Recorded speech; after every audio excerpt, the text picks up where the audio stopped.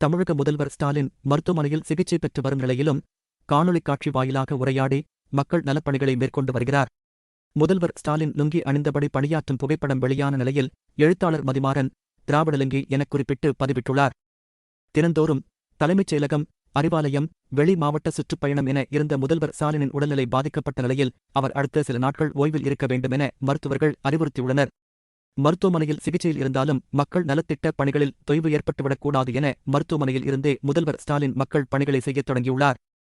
இந்நிலையில் மருத்துவமனையில் லுங்கி அணிந்தபடி முதல்வர் ஸ்டாலின் மக்கள் பணிகளில் ஈடுபடும் புகைப்படத்தை பதிவிட்டு திராவிட லுங்கி எனக் குறிப்பிட்டு சமூக வலைதளங்களில் பதிவிட்டுள்ளார் எழுத்தாளர் மதிமாறன்.